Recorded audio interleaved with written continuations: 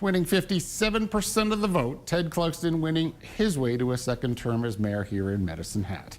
And while Clugston won in a landslide last night, a few familiar faces losing their seats on city council. Police here in Medicine Hat have said in the past that methamphetamine is the biggest problem in our community when it comes to drugs. So is this bus expected to have an impact here? Well, there's been a dramatic turn in the homicide investigation looking into the murder of 64-year-old James Satry. Satry was found dead earlier this month in the South Flats in what police are calling a cowardly attack. Welcome to Chat TV News special presentation for The Record. Now, over the next hour, we'll hear from the four candidates in the running for mayor ahead of the October 16th municipal election. They are here in studio to debate the issues, and we will hear from them in just a moment.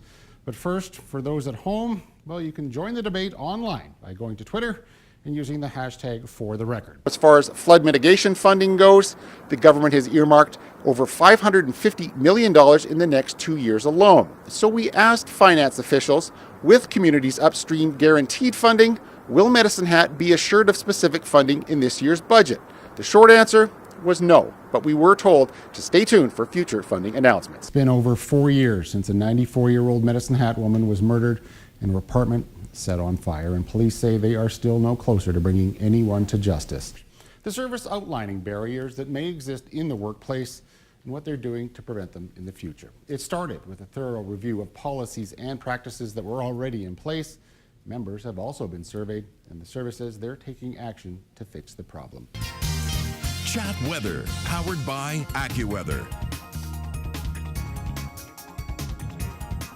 Well, do you get the feeling this week that we've kind of been lying to you a little bit about the expected daytime highs? Because I'm kind of getting that feeling. And again today, look at that. We say it's going to be 16 degrees, and that is our normal. Nowhere close to our record high in 2003 when it was 27.4 degrees. Now, the sun rose this morning at 7:30. It's going to set at 6:51. But here's the thing. Yeah, 10 degrees. We only got up to 11 degrees. So for the third day in a row, we blew it. Down, Trolls! Chad, get him into custody. Come on, Chad. Trolls Get are under under control, control.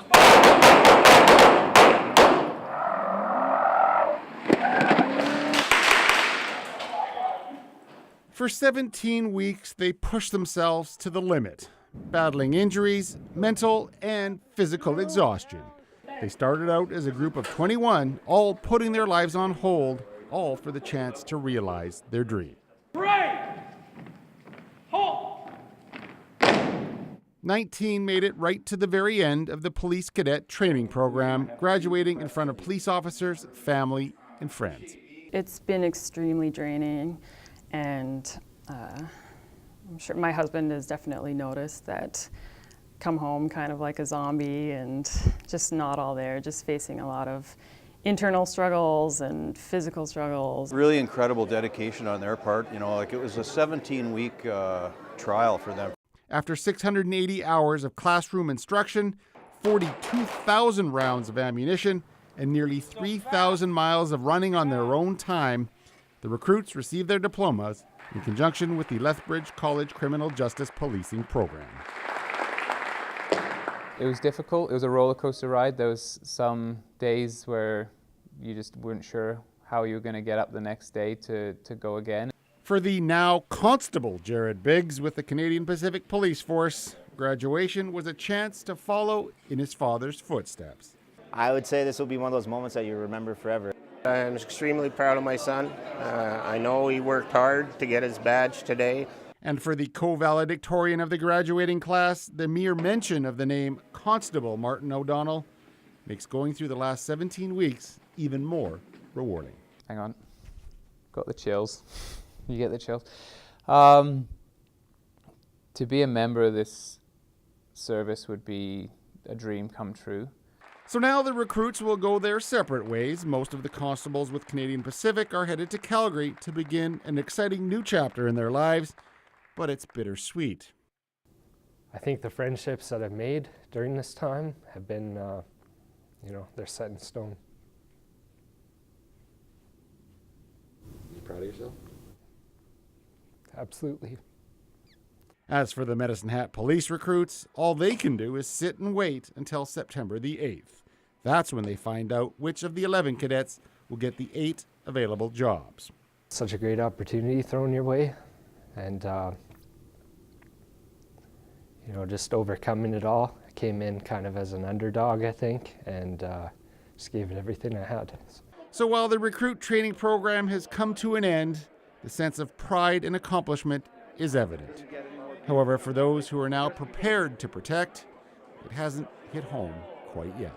My first shift, when I get in the car and close that door for the first time, I'll probably have a little glance up in the rearview mirror there and be like, okay, it's for real now. Michael Popove, Chat News.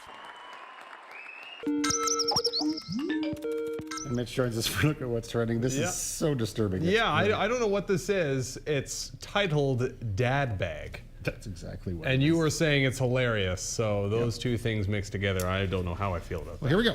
Today we have men's fashion accessory that will take you from fab to flab. You tired of your sleek physique? Washboard abs got you feeling drab? Well, there may soon be a way for you to get that dad bod you've always wanted without all that hassle, a poor diet, and a sedentary lifestyle.